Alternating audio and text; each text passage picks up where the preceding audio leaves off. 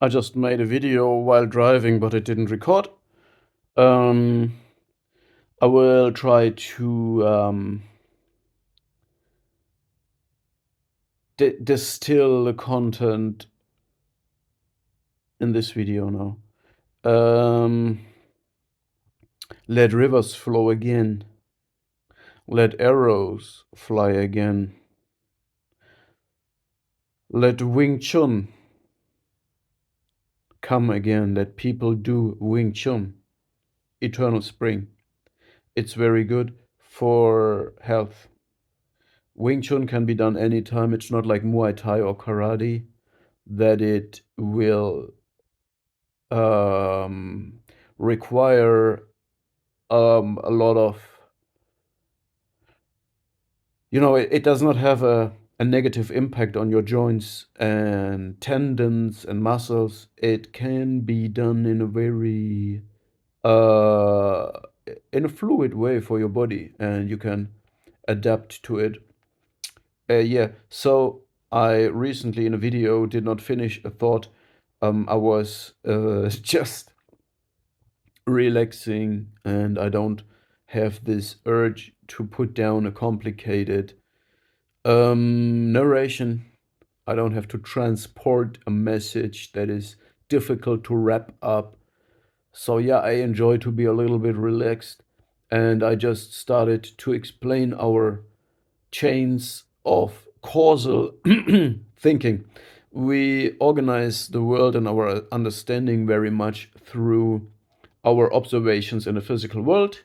So if the wind blows, the apple disconnects from the tree, therefore gravity pulls it down and the apple will fall, which is a causal chain that we create. It is in a chronological sequence that cannot be reverted and is following this logical pattern.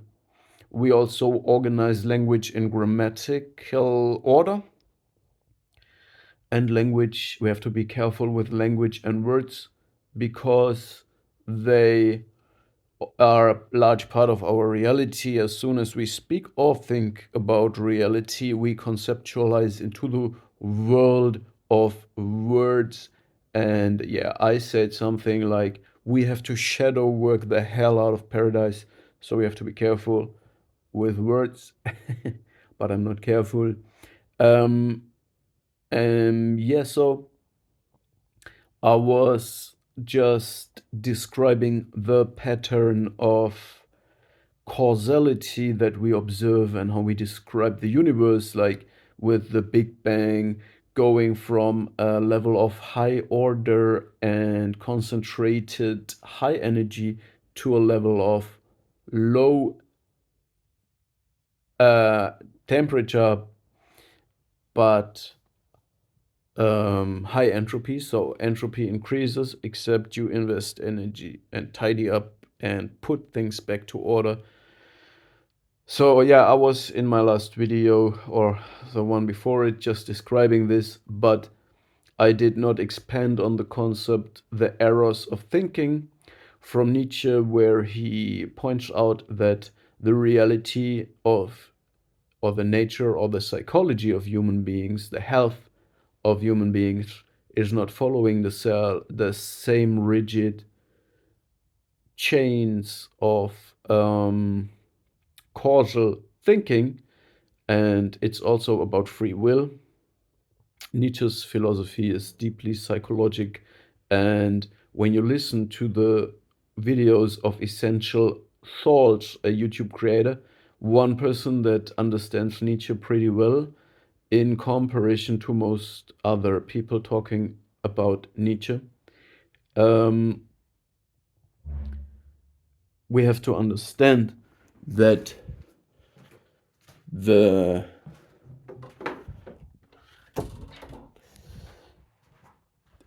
that these that these things concerning psychology and human nature are rather circles. So just because you eat good,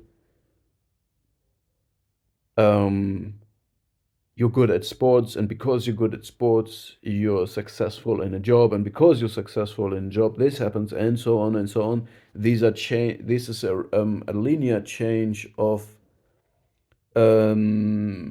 causal thinking, and it does not it's a mistake to do this. It's an error, and humans do this all the time. The self-help industry and the manifestation mafia is building on this often. So they say you have to change X and then Y and Z will come. While in reality, it's circled, it's looped. So you could say, well, I have a good health and therefore I eat good. I don't have the desire to eat other things, or it means it's a full circle, and you don't never know what is in the first place, and it is not one single thing in the first place.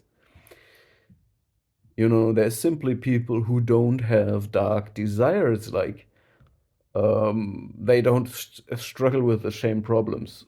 Okay. um and nobody knows why, and you can't imitate it. It's also about this imitation problem, that you really cannot imitate a person, because just because you copy one or two or three or four things they do, it doesn't mean you become them. Every human being is fundamentally different, and there are circles. Um, so because the person is happy and because the person has a good digestion, this kind of nutrition is right for them. Because they eat the right nutrition and they have a good digestion, they are high performers, and for them it's good to be a high performer. And and this goes on, and it's a perfect circle. It does not mean it is the same nutrition would be good for another person. It would be the downfall of another person. Yes, you see. So yeah, Nietzsche was understanding this, and hundreds of years later, neurologists found out that when you think you have free will and you do something like extending an arm or whatever, or you do something and you do a mistake, by the way, these are two different things, but the same result or the same underlying mechanic. When you do a mistake, even if you don't consciously realize it, there is a thing that you can measure as a neurologist. So we could in the future create machines that tell us that we made a mistake. So our brain even realizes we do a mistake, but we are not conscious of it. And when we do something like extend the arm, there is a signal that can be measured before we are aware that we want to extend the arm. In other words, we extend the arm and then we create a narration that we want to do it. But it's not true that we want to do it if the explanation and the illusion that we want to do it is created after it is already decided that we will do it. All right.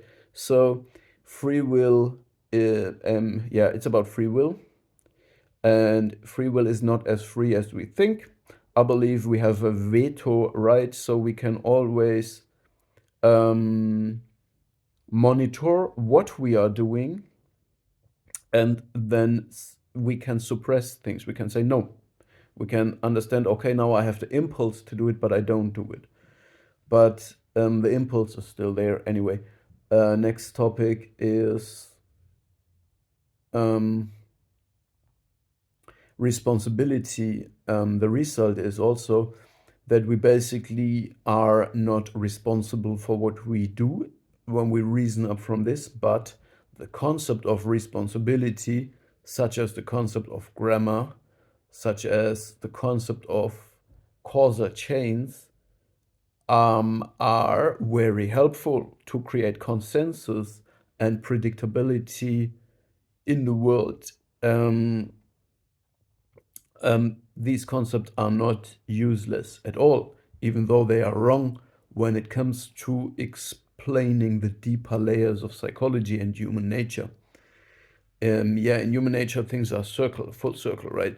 So yeah, I'm healthy because I eat good, or because I'm healthy, I eat good. Because I'm healthy, I don't have these dark desires that other people struggle with. Therefore, I live this kind of life. And people often think, if I imitate the behavior of a healthy person, I will become a healthy person, and so on. But this is wrong because it's a causal chain thinking, but it's in reality, cause and effects are often mixed up or taken wrong.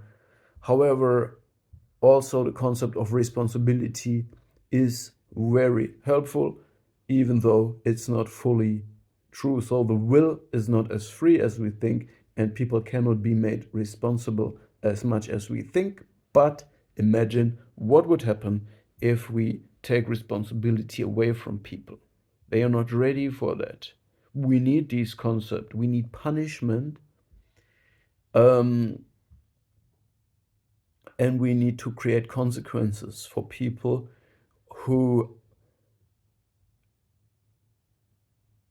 do